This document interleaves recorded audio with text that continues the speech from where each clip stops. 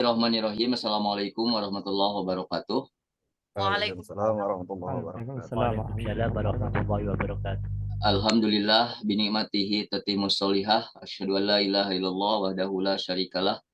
Wa asyhadu anna sayyidana wa maulana Muhammad sallallahu alaihi wasallam. Yang kami hormati Ibu Profesor eh, Profesor Dr. Septi pada Makul Psikologi Pendidikan. Yang kami hormati teman-teman semuanya, alhamdulillah pada pertemuan kali ini kita akan berdiskusi, akan memberikan pemahaman dan juga insya Allah akan uh, menjelaskan tentang isi daripada silabus berkenaan dengan materi psikologi pendidikan ini. Maka dalam kesempatan ini tentunya saya memohon arahan dan juga bimbingan kepada semua pihak, terutama kepada Ibu dosen, barangkali nanti dalam pemaparan materinya yang akan disampaikan oleh teman kita, barangkali ada kekurangan dan ada yang perlu ditambahkan.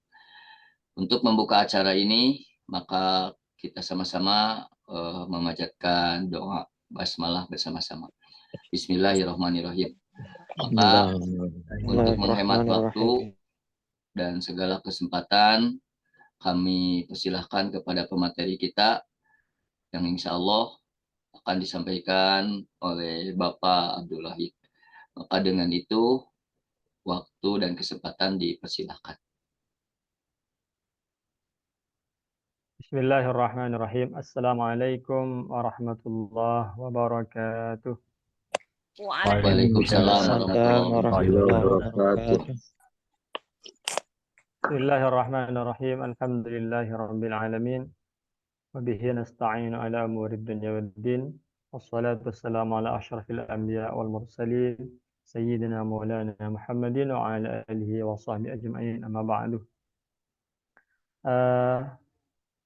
Terima kasih kepada teman-teman semuanya yang sudi menemani saya dalam rangka presentasi materi pertama pada mata kuliah psikologi pendidikan ini.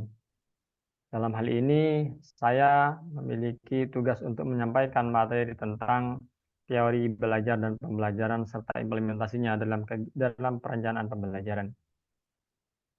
Baik Bapak Ibu sekalian yang saya hormati, sering kita temui dalam kegiatan pembelajaran terdapat berbagai kendala. Kita sendiri sebagai guru di sekolah kita masing-masing, sebagai pendidik tentunya memiliki berbagai kendala, yang mana kendala tersebut terkadang membuat kita bosan di kelas.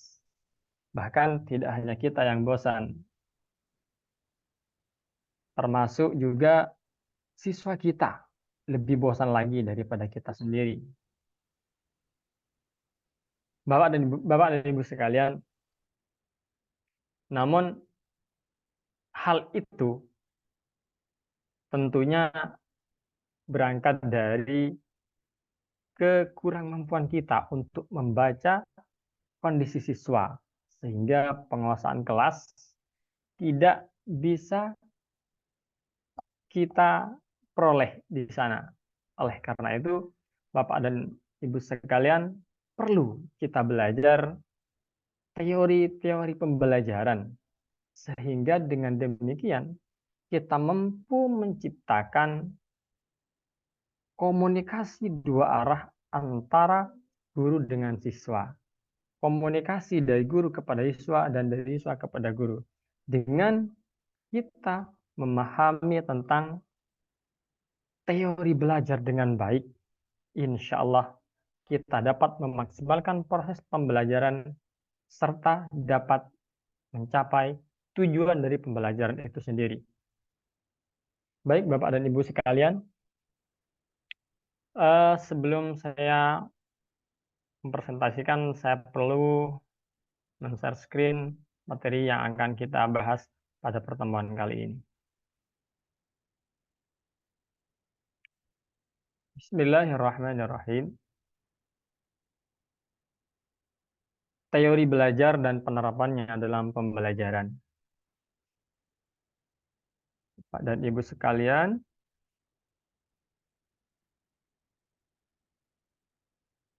teori belajar yang pertama, teori belajar behavioristik.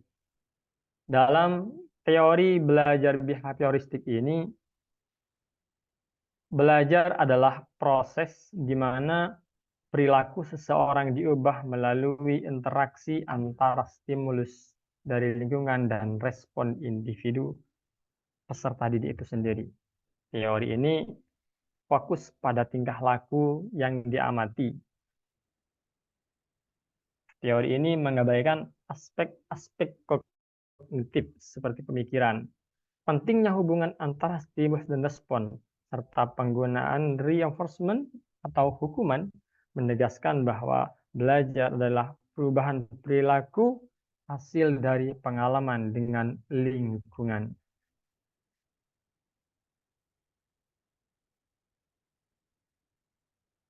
Tokoh-tokoh yang memiliki andil yang sangat besar dalam teori pembelajaran ini, diantaranya yang pertama adalah, ini saya kurang paham cara membacanya ini. Saya baca setahu saya sendiri. Yang pertama adalah Edward Lee Thorndike. Ya, ia adalah tokoh teori behavioristik pada era 1874 sampai 1949. Menurut Thorndike, belajar adalah interaksi antara stimulus dan respon yang dapat berupa pikiran, perasaan, atau gerakan. Perubahan tingkah laku dapat berupa hal yang konkret atau abstrak. Teori Thorndike ini disebut sebagai connectionism atau trial and error. Teori ini menyatakan bahwa belajar melibatkan pembentukan koneksi antara stimulus dan respon. Thorndike melakukan eksperimen menggunakan hewan seperti kucing dan mengemukakan 3 hukum utama. Hukum latihan, yang pertama hukum latihan, hukum akibat, dan hukum kesiapan. Yang kedua, tokoh dari teori ini adalah John Brodie Watson. Ia adalah tokoh behavior yang lahir pada 1878 sampai 1958. Tokoh ini adalah seorang aliran behavioristik yang datang sesudah Thorndike. Menurutnya, belajar adalah proses interaksi antara stimulus dan respon. Namun, stimulus dan respon yang dimaksud harus berbentuk tingkah laku yang dapat diamati dan dapat diukur. Dengan kata lain, walaupun ia mengakui adanya perubahan-perubahan mental dalam diri seseorang, dalam diri siswa kita selama proses pembelajaran, namun ia menganggap hal-hal tersebut sebagai faktor-faktor yang tak perlu diperhitungkan. Bahkan, Watson ini mengakui bahwa perubahan-perubahan mental dalam benak siswa itu penting. Namun, semua itu tidak dapat menjelaskan apakah seseorang telah belajar atau belum. Karena perubahan-perubahan tersebut tidak dapat diamati secara kasat mata. Yang ketiga adalah Edwin Ray Guthrie. Ia adalah tokoh behavioristik pada era 1886 sampai 1959. Ia adalah tokoh behavioristik yang juga menggunakan variabel hubungan stimulus dan respon untuk menjelaskan terjadinya proses belajar. Hubungan antara stimulus dan respon cenderung hanya bersifat sementara. Oleh sebab itu, dalam kegiatan belajar, siswa perlu sesering mungkin diberikan stimulus agar hubungan antara stimulus dan respon bersifat lebih tetap. Edwin ini mengemukakan bahwa respon yang muncul sifatnya lebih kuat dan bahkan menetap. Maka diperlukan berbagai macam stimulus yang berhubungan dengan respon tersebut.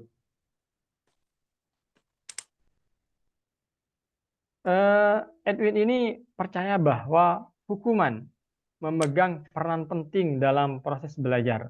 Hukuman yang diberikan pada saat yang tepat akan mampu merubah kebiasaan dan perilaku seseorang. Namun, setelah Skinner mengemukakan dan mempopulerkan akan pentingnya penguatan dalam teori belajarnya, maka hukuman tidak lagi dipentingkan dalam belajar.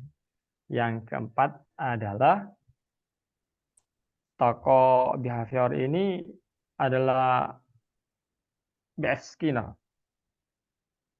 Ia adalah tokoh behavioristik pada era 1904 sampai 1990.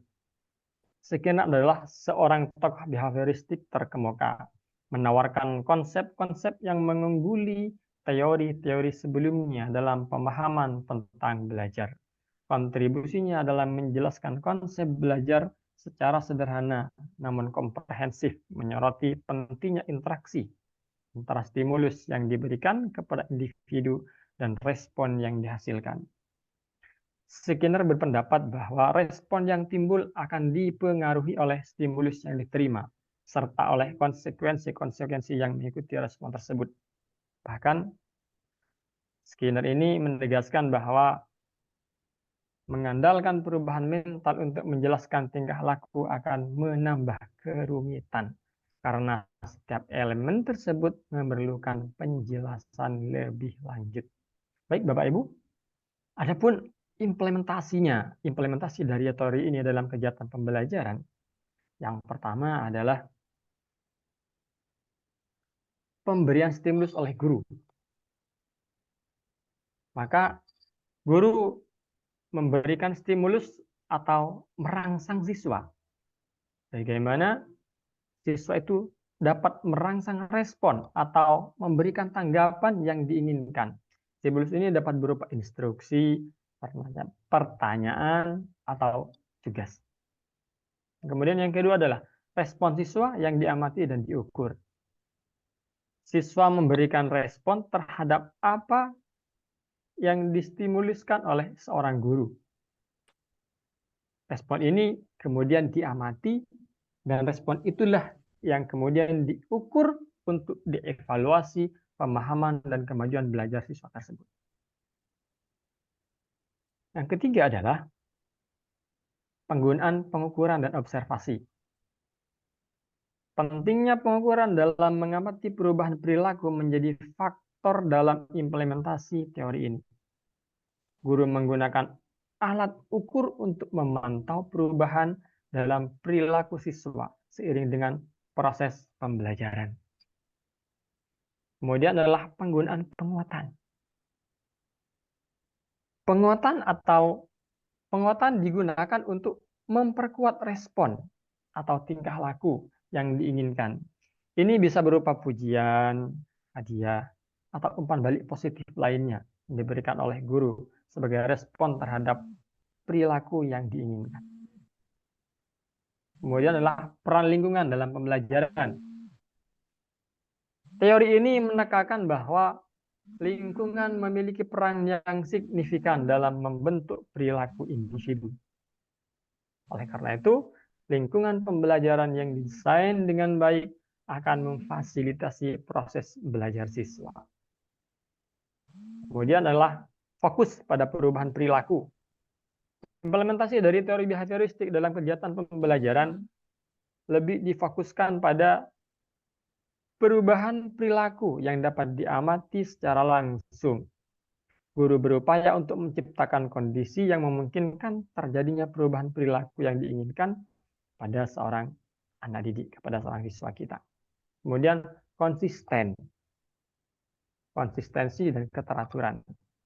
Guru perlu konsisten dalam memberikan stimulus dan penguatan agar siswa dapat menghubungkan antara stimulus dengan respon yang diharapkan.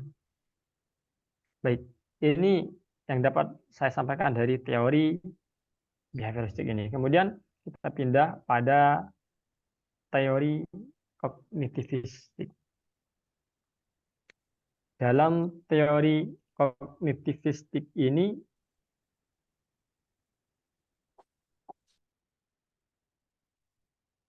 menekankan perhatian kepada aktivitas pemikiran saat pembelajaran. Selain mempertimbangkan aktivitas kognitif berupa pemrosesan informasi, teori ini juga mempertimbangkan tahapan perkembangan kemampuan berpikir peserta didik. Model belajar kognitif mengatakan, teori ini mengatakan bahwa tingkah laku seseorang hanya tentang situasi yang berhubungan dengan tujuan belajarnya. Belajar merupakan perubahan persepsi dan pemahaman yang tidak selalu dapat terlihat sebagai tingkah laku yang nampak. Ini berbanding terbalik dengan teori behavioristik tadi.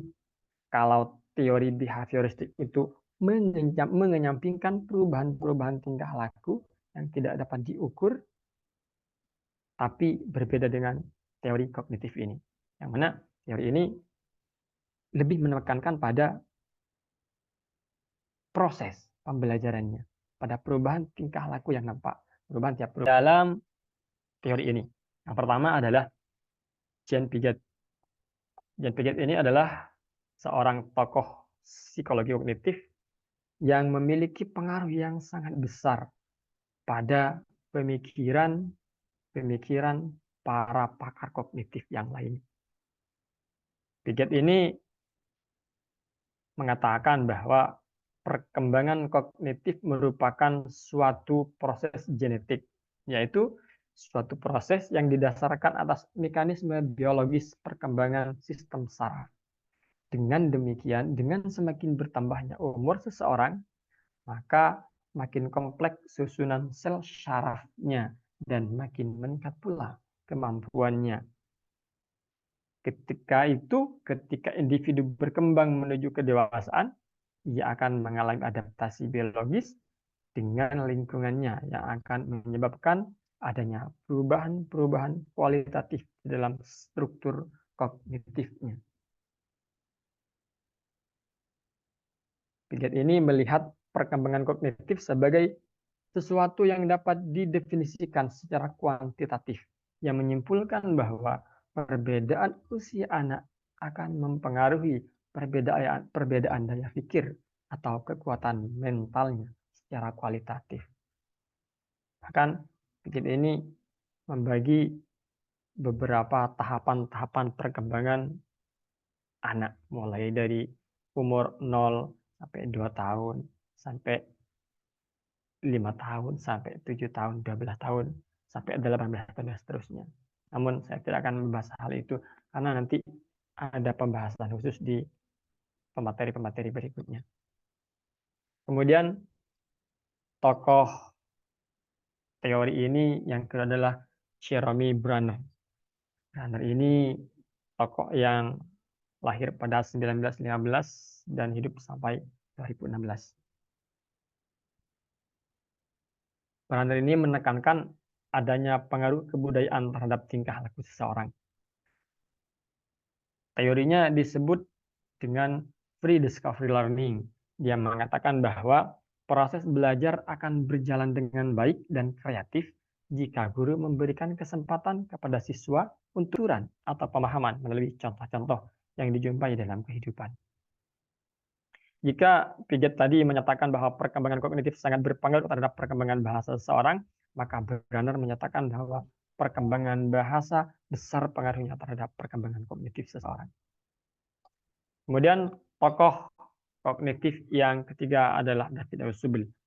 Ia lahir 1918 sampai 2008. Menurut Ausubel, belajar dapat diklasifikasikan ke dalam dua dimensi. Yang pertama adalah berhubungan dengan cara informasi atau materi pelajaran yang disajikan pada siswa melalui penerimaan atau penemuan. Kemudian dimensi yang kedua adalah menyangkut cara bagaimana siswa dapat mengaitkan informasi itu pada struktur kognitif yang telah ada, yang meliputi fakta, konsep, dan generalisasi yang telah dipelajari dan diingat oleh siswa. Kemudian tokoh teori kognitif yang keempat adalah Gardner. Gardner adalah seorang tokoh yang hidup pada tahun 1916 sampai tahun 2022. Ia mengemukakan bahwa belajar konsep adalah bagian dari hierarki 8 bentuk belajar. Setiap tingkat belajar dalam hierarki ini bergantung pada tingkat sebelumnya. Hierarki belajar Gardner mencakup belajar tanda sinyal, stimulus respon, praktek tingkah laku, asosiasi verbal, diskriminasi, belajar konsep, konsep terdefinisi, dan memecahkan masalah. Gardner juga mengidentifikasi 5 macam hasil belajar yang meliputi 3 aspek kognitif, 1 aspek afektif, dan 1 aspek psikomotorik, serta 5 kemampuan hasil belajar termasuk keterampilan intelektual, strategi kognitif, sikap, informasi verbal, dan keterampilan motorik. Kemudian, selanjutnya adalah implementasi teori belajar kognitif dalam pembelajaran. Belajar tidak, tapi lebih kompleks. Kemudian, siswa bukan orang dewasa yang mudah dalam proses berpikirnya, tetapi mereka mengalami perkembangan kognitif melalui tahap-tahap tertentu. Siswa harus diberikan kesempatan untuk belajar sesuai dengan kemampuannya, sehingga pemberian waktu belajar untuk setiap siswa harus lebih fleksibel. Jadi, siswa diberi kesempatan untuk belajar sesuai dengan kemampuannya. Dalam artian, jangan memaksakan keinginan guru. Kemampuan prasekolah dan awal sekolah dasar akan dapat belajar dengan baik, terutama jika menggunakan benda-benda konkret. Ini sangat bergantung pada tahapan-tahapan perkembangan kognitif siswa. Jadi, kita memberikan materi pembelajaran kepada peserta didik kita harus disesuaikan dengan tingkat kemampuan berpikirnya. Anak usia prasekolah, maka agar lebih mudah dipahami, berikanlah dia contoh-contoh yang berbentuk konkret, yang mendapat mereka amati. Gitu. Secara umum, semakin tinggi tahap perkembangan kognitif seseorang akan semakin teratur dan semakin abstrak cara berpikirnya. Seperti yang saya katakan tadi, sesuaikan dengan tingkat tahapan berpikirnya peserta didik, tahapan kognitifnya dalam memberikan materi pembelajaran. Jangan dipaksakan. Maka cara belajar mahasiswa jangan diberikan kepada anak SD, agar tidak ngeblank otaknya. Kemudian, proses belajar akan berjalan dengan baik dan kreatif jika guru memberikan kesempatan kepada siswa untuk menemukan suatu konsep, teori, aturan, atau pemahaman melalui contoh-contoh yang dijumpai dalam kehidupannya. Kalau siswa dihadap contoh-contoh yang faktual, insya Allah pembelajaran akan lebih mudah dicerna oleh siswa.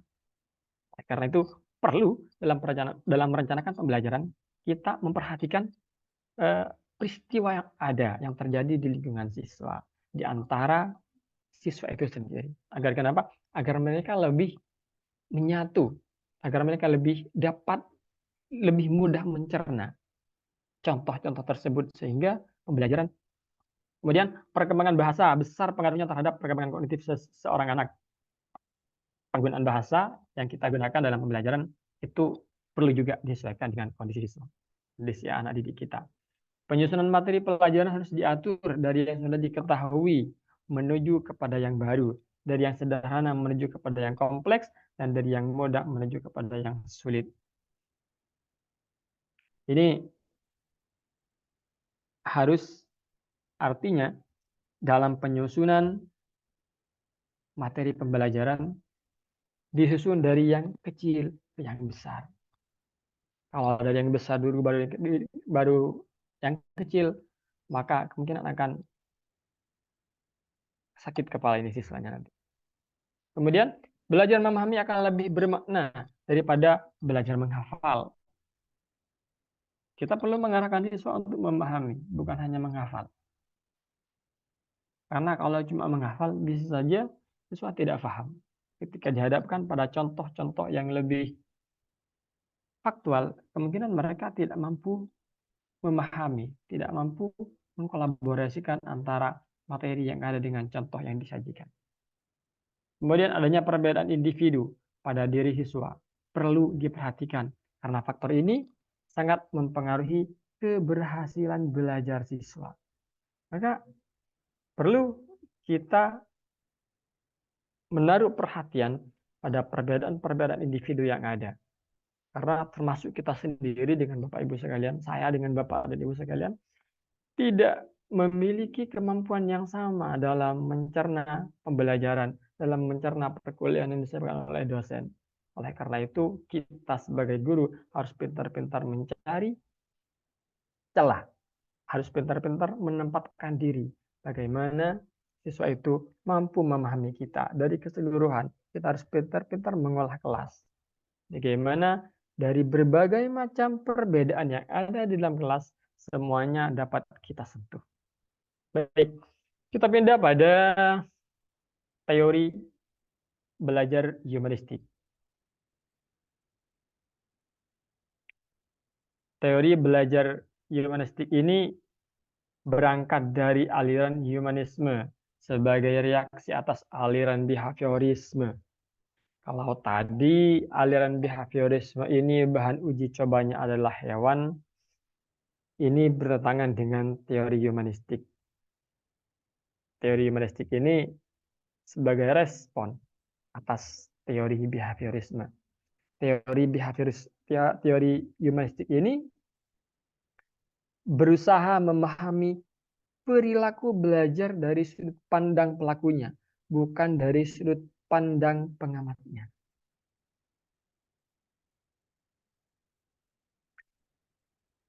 Tujuan utama para pendidik dalam teori ini membantu peserta didik, membantu siswa untuk mengembangkan dirinya, yaitu membantu setiap individu untuk mengenal diri mereka sendiri sebagai manusia yang unik dan membantu dalam mewujudkan potensi-potensi yang ada dalam diri mereka.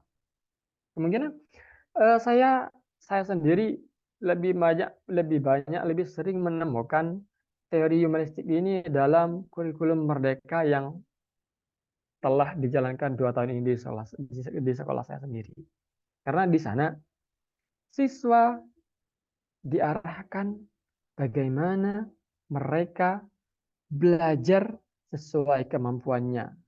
Bagaimana mereka bisa belajar secara mandiri dengan arahan-arahan guru.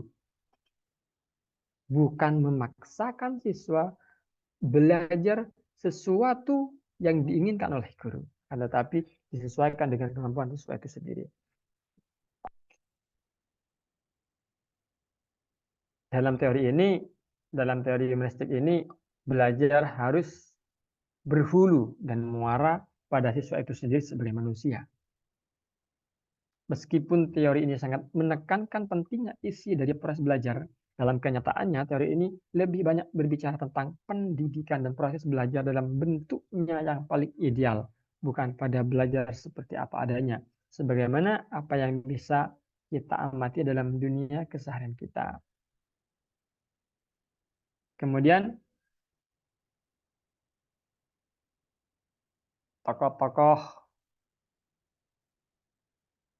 penting dalam teori humanistik ini diantaranya adalah Carl Roger. Roger ini menaruh perhatian kepada mekanisme proses belajar, tetapi lebih menaruh perhatian terhadap isi yang dipelajarinya. Sehingga belajar dipandang sebagai fungsi keseluruhan pribadi. Menurut Roger ini, belajar yang sebenarnya tidak dapat berlangsung bila tidak ada keterlibatan intelektual maupun emosional peserta didik. Oleh karena itu,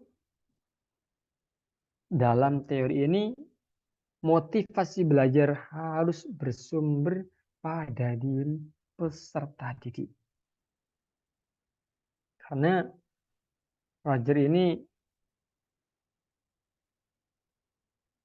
mengemukakan ada dua ciri belajar yang seharusnya kita terapkan dalam pembelajaran, yaitu belajar yang bermakna dan belajar yang tidak bermakna. Ada dua ciri, ada belajar bermakna, ada belajar tidak bermakna. Ini memiliki perbedaan apa?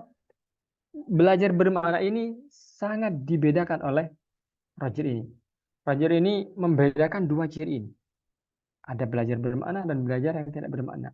Belajar yang tidak dilandasi dengan motivasi sendirinya, motivasi dalam diri siswa, maka ada kemungkinan pembelajaran itu tidak bermakna. Akan tetapi, kalau pembelajaran itu, kegiatan belajar itu berangkat melibatkan aspek pikiran, melibatkan aspek perasaan, maka pembelajaran akan lebih bermakna. Kemudian tokoh humanistik yang kedua adalah Arthur Comte. Comte mencurahkan banyak perhatiannya terhadap dunia pendidikan.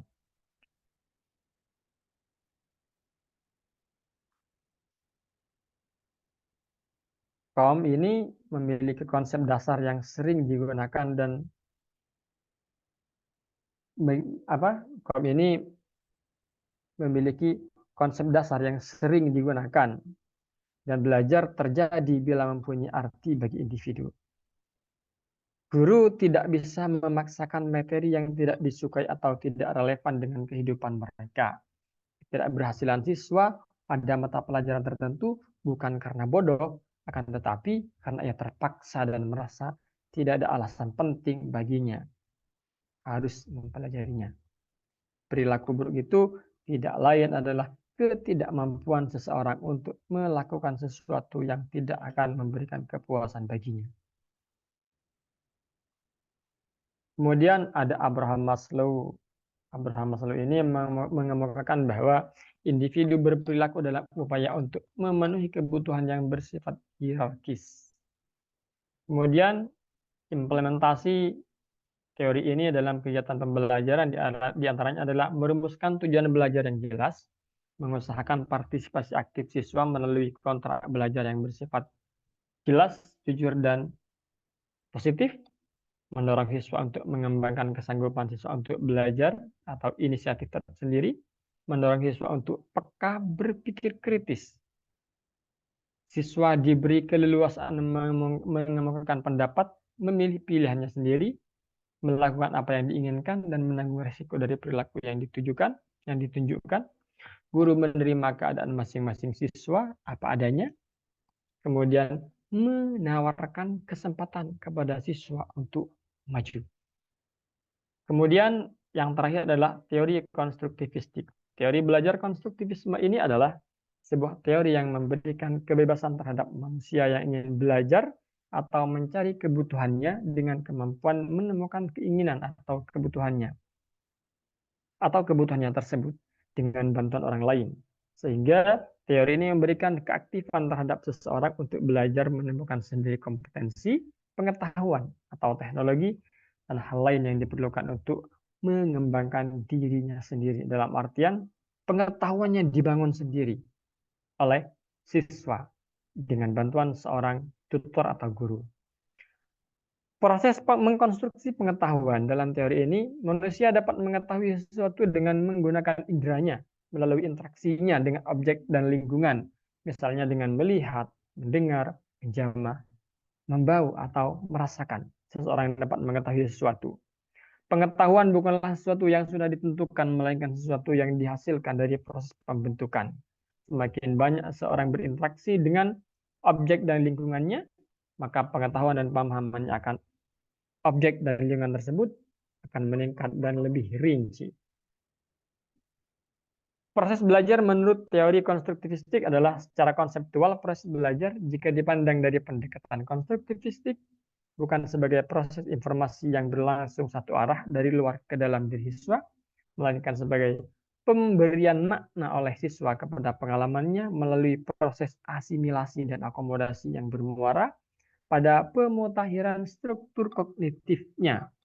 Kegiatan belajar lebih dipandang aspek prosesnya dibandingkan dengan aspek perolehan pengetahuannya dari fakta-fakta yang terlepas-lepas. Implementasi teori ini adalah yang pertama aktivitas pembelajaran berbasis siswa, pembelajaran berpusat pada siswa, konstruksi pengetahuan melalui interaksi sosial, pemberian tugas proyek dan kontekstual, penggunaan teknologi sebagai alat pendukung, pemberian umpan balik yang konstruktif, pembelajaran berkelanjutan dan refleksi. Demikian Bapak Ibu yang dapat kami sampaikan. Selebihnya, kurang dan lebihnya saya mohon maaf atas segala kekurangan saya. Ihdinas shiratal mustaqim. Saya kembalikan kepada Pak Ishak Sidik. Baik, terima kasih kepada pemateri kita pada kesempatan ini.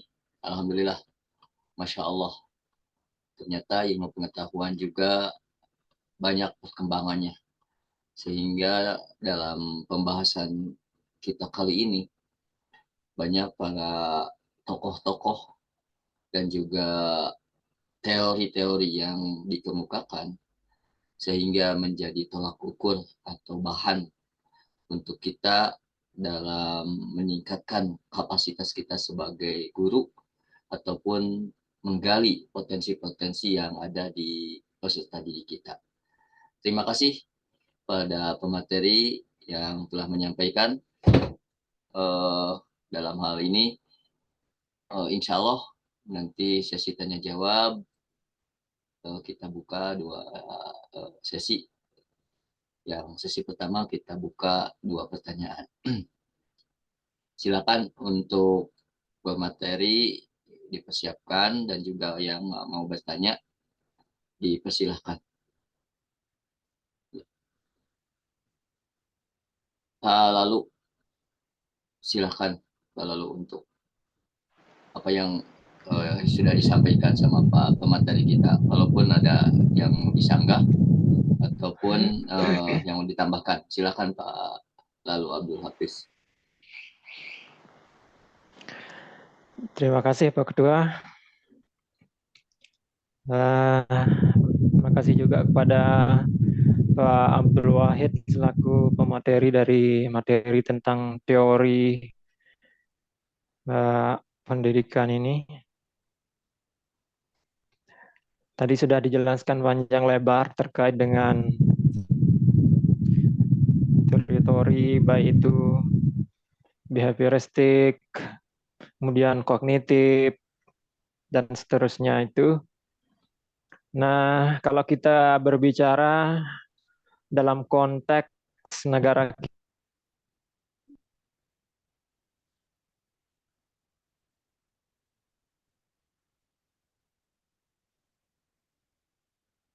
Suaranya terputus, Pak. Ya.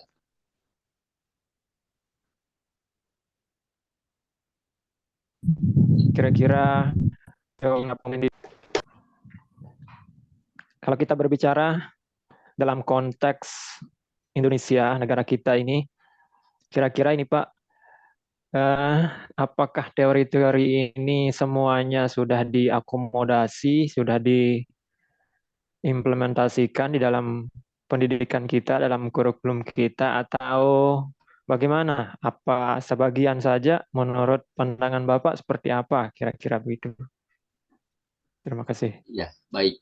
Terima kasih Pak Lalu. Jadi pada intinya nanti dikumpulkan dulu, nanti dijawab sekali saja. Yang selanjutnya, silakan yang mau bertanya. Ataupun kalau memang tidak ada yang mau bertanya sambil berjalan, dijawab satu persatu. Boleh? Boleh, Pak. Boleh, Pak. Siap, Silakan, siap. Pak. Dijawab satu persatu. Jadi Pak Lalu menanyakan kepada pemateri bahwa kira-kira di Indonesia teori belajar yang dianut itu sudah sama dengan teori yang diberikan ataupun minimal ada kesamaan dengan teori, baik teori behavioristik, teori kognitivisme, teori humanisme, ataupun yang terakhir yaitu teori konstruktivisme. Silakan kepada Bapak Abdul Wahid untuk memaparkannya. Baik, terima kasih Bapak lalu atas pertanyaannya. Terkait pertanyaan tersebut, kira-kira apakah semua teori ini telah diakomodasi dalam sistem pendidikan Indonesia? Saya rasa ini berdasarkan pengalaman saya sendiri ya. Setelah sekian tahun saya aktif di dunia pendidikan, dari keempat teori belajar ini, saya rasa semuanya terakomodasi dalam sistem pendidikan kita. Dalam kegiatan pembelajaran di kelas, contohnya teori behaviorisme ini juga digunakan dalam hal penguatan positif dan negatifnya. Kemudian teori kognitivisme ini juga digunakan dalam hal pemrosesan informasinya. Pendekatan ini sangat relevan dalam proses pembelajaran di berbagai sistem pendidikan. Kemudian konstruktivisme. Kita dituntut untuk memfasilitasi bagaimana siswa memiliki peran aktif. Sebagaimana saya sampaikan tadi, konstruktivisme ini mengarahkan siswa bagaimana siswa itu membentuk pengetahuannya sendiri berdasarkan pengalaman-pengalaman yang ada dalam dirinya. Maka itu sangat relevan dalam pendidikan kita hari ini. Dan itu selalu digunakan dalam kegiatan pembelajaran, terutama pada akhir-akhir ini diterapkan kurikulum merdeka, yang mana guru hanya mengarahkan bagaimana siswa menjadi pembelajar sepanjang hayat. Kemudian humanisme. Prinsip-prinsip dalam humanisme ini seperti penghargaan terhadap individu siswa dan pemenuhan kebutuhannya. Sering kita lihat teori ini terintegrasi dalam praktek pendidikan yang ada, yang telah kita geluti hari ini. Oleh karena itu, Bapak, saya menyampaikan bahwa keempat teori yang ada ini semuanya telah terakomodasi, terakomodir dan semuanya keempat-empatnya digunakan dalam sistem pendidikan kita hari ini. Meskipun dari sekian banyak perubahan kurikulum, dari keempat teori ini semuanya tetap terakomodasi di dalam setiap semoga mewakili dari pertanyaan Bapak. Terima kasih Pak atas jawabannya. Baik Pak. Ya, terima kasih Pak Abdul Hafid. Secara kultur bahwa Indonesia itu banyak background pendidikan di bidang kepesantrenan. Nah, sekalipun para kiai, para asatid tidak mengenyam pendidikan seperti kita, universitas yang memang tinggi bergelar S1, S2 di bidang pendidikan, tapi mereka itu sudah pada paham kayaknya tentang teori pengajaran. Yang jadi bahan pemikiran saya bahwa ini juga mudah-mudahan jadi masukan untuk semuanya, dan mohon jawabannya Pak Abdul Wahid. Dari mana gitu? Dari mana para tokoh-tokoh pendidikan di pesantren bisa menerapkan sistem pendidikan semacam ini, padahal mereka itu tidak tahu, bahkan tidak sekolah tinggi-tinggi gitu. Coba itulah salah satunya. Ya Pak, bisa langsung saya jawab Pak. Baik Pak. Ya silakan.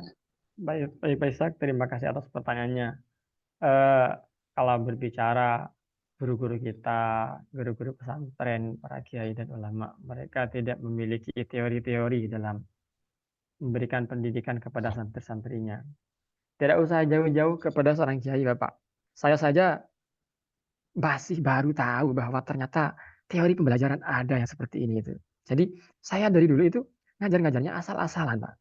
Artinya saya sendiri itu ngajar siswa itu berdasarkan apa namanya?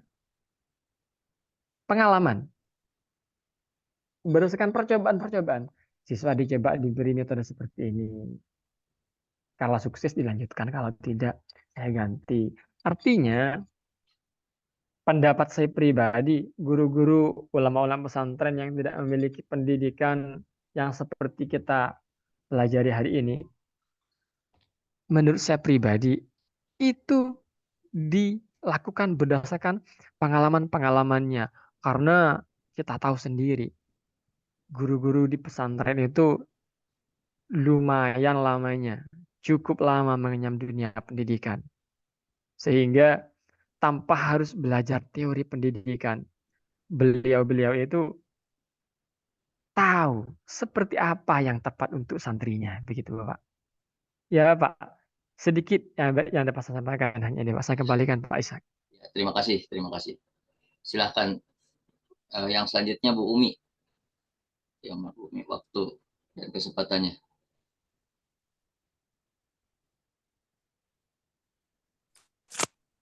Assalamualaikum warahmatullahi wabarakatuh. Waalaikumsalam warahmatullahi wabarakatuh. Assalamualaikum warahmatullahi wabarakatuh.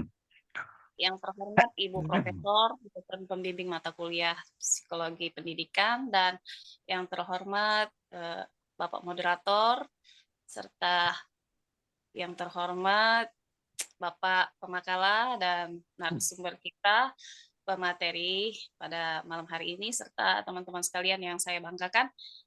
Terima kasih untuk kesempatannya. Sebenarnya pertanyaan saya ini terkait dengan pertanyaan dari Pak Lalu Abdul Hafiz tadi. Itu secara implisit itu sudah dijelaskan. Mungkin sedikit saja menambahkan tentang terkait dengan teori pembelajaran, di mana ada 4 teori yang dibahas tadi kan. Nah, salah satunya saya sangat tertarik berkaitan dengan teori behavior dan teori humanistik.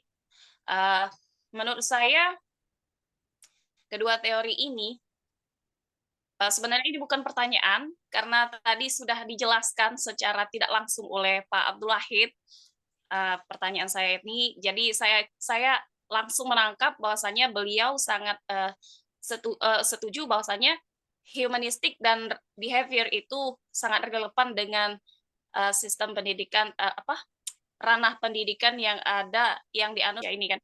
Salah satunya yang pertama itu adalah afektif. Nah, kalau menurut saya afektif itu adalah substitusi dari kedua teori tadi, teori behavioral dan teori humanistik tadi.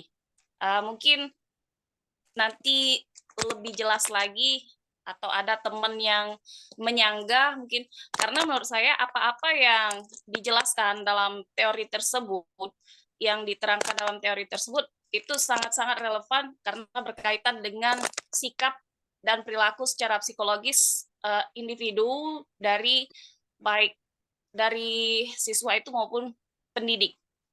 Demikian Pak, terima kasih. Wassalamualaikum warahmatullahi wabarakatuh. Waalaikumsalam warahmatullahi wabarakatuh. Baik, terima kasih Bu Umi. Itu hanya merupakan penambahan dan penguatan apa yang disampaikan oleh pemateri kita pada kesempatan ini. Silakan kepada yang lain.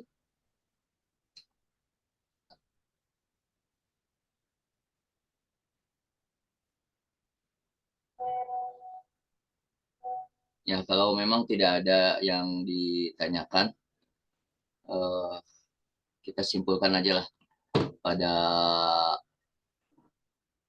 perkuliahan kali ini, yaitu dengan kita mempelajari atau kita membahas pada kesempatan ini tentang pemahaman penerapan dalam merancang strategi pembelajaran pada teori-teori belajar. Yang pertama adalah kita membahas dan mempelajari tentang teori behavioristik. Yang kedua, kita memahami dan kita mengetahui tentang konsep tentang teori kognitivisme.